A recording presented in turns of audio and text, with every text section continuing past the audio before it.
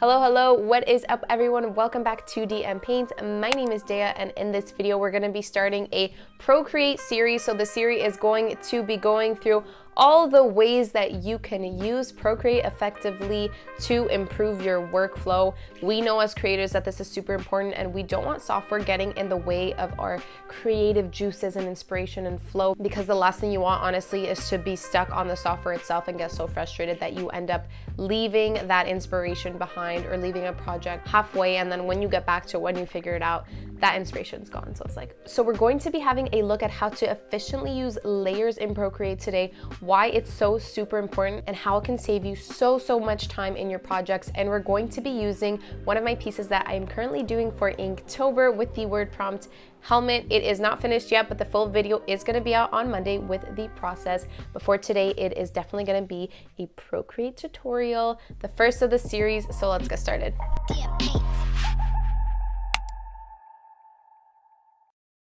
All right, let's go over the basics here. So to add a layer, you would just tap the plus button and then you're going to get another layer there.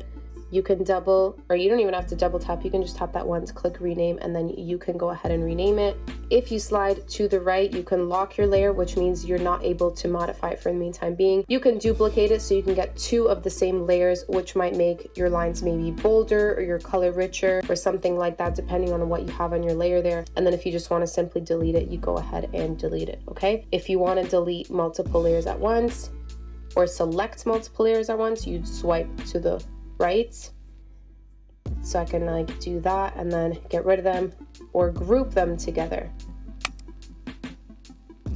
So grouping is when you want to have a ton of layers together in one section just to stay organized. So if, let's say I had more than 5 layers, this would be really handy, but I'm going to show you anyways how to do it. So let's say all of these layers were concerning the face. What I would do there is, again, swipe right for all of them, and then I'm just going to go ahead and click group. So it's going to show me new group here. And then I can go ahead and rename the group, and then maybe I can say face. So let's say I'm working on a portrait or something like that, and I want to group by features. So maybe in face, you would open it up and it would say eyes, hair, nose, mouth, blah, blah, blah. I don't really need this, so I'm gonna go ahead and just go undo, and that's gonna undo the grouping, and we're gonna continue here. All right, we're flipping it over because I gotta charge it. There we go. All right, so we have our illustration here. We're just gonna go here. This is all that we're gonna be dealing with right now. So you can see that I have a ton of different layers here. The first thing that I wanna talk about is maximizing your layers. So for this drawing specifically, the only amount of layers that I can have is 5 because it is a 20 by 30 inch canvas. So for canvas information, you can actually click right there. And you can definitely check out the specifications of your artwork. So 6,000 by 9,000 pixels, which in physical width and height is 20 inches by 30 inches. And it has a high DPI. So the higher your DPI and the greater your resolution, you are going to be dealing with less and less layers every time. So if you're working with smaller files, you tend to have around 27 layers, I believe it is, at least for this iPad anyways, or it goes down to 11, 9, and then 5. That is what I've noticed thus far. Here I'm dealing with 5 layers. What I like to do is separate my layers as best as possible. Right now they're a little bit messy, but that's because I've collapsed the layers. So first thing I'm going to talk about is having each individual layer for each individual thing. So for example, I have a layer here and I want this to be my background, so I would do background in one layer, for example. So you can double tap that, click rename, and then put in your name here. So I'm going to type in background.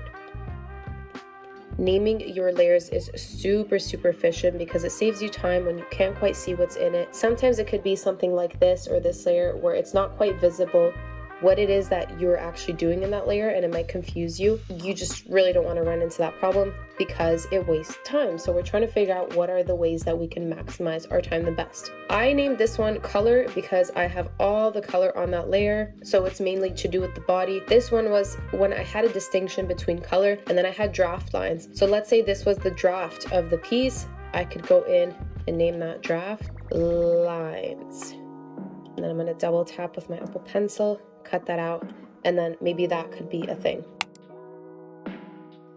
If you are enjoying this video, if you find value in it, please do not forget to subscribe and smash that like button and hit that notification bell, because I do post videos every single Monday. For October, I'm actually posting Mondays and Fridays due to Inktober, and also now this Procreate series. So, all right, let's get back to it. What I love about using all of these layers is that if there's something that you want to isolate, you can take out all the other ones by holding on to the layer that you want. So I'm going to show that one more time for you guys here. I'm going to hold all of them and they're all going to appear. If I want to isolate layer number 5, for example, which we should honestly name this 2. So we're going to write lines. Of course it didn't recognize that. Lires. If I want to isolate the lines and work on those, I'm going to hold this layer, and all the other ones disappear just like magic.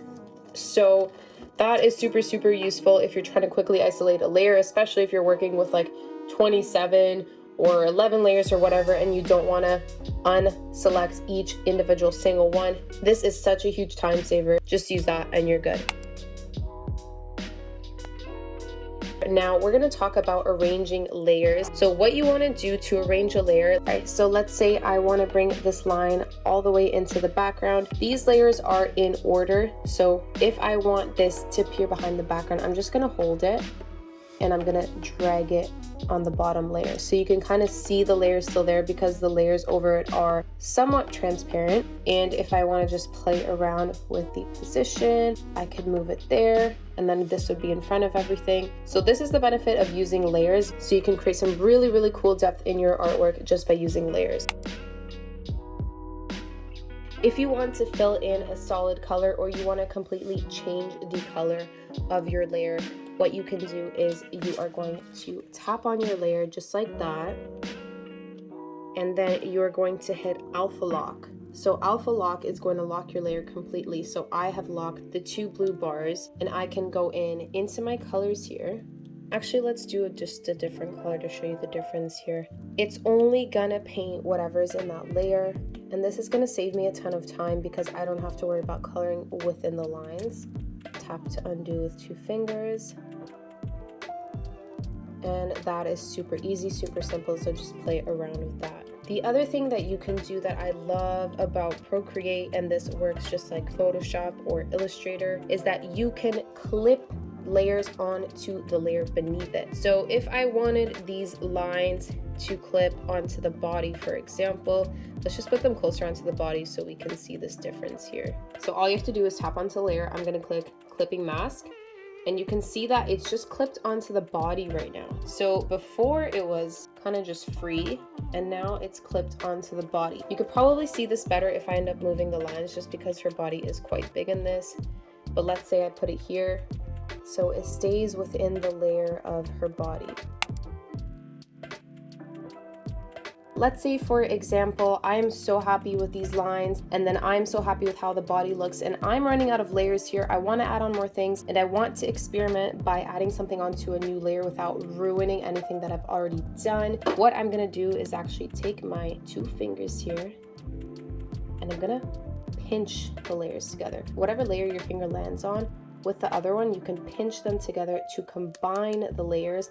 Now the body and the blue are one complete layer, and you can move them around as so. Okay, I feel like I've talked so much there about different things that you can do with layers. These are my tips. Please let me know if you have any questions about how layers work in Procreate. If there's anything I missed, I would love to definitely get back to you on that. And I'll see you later.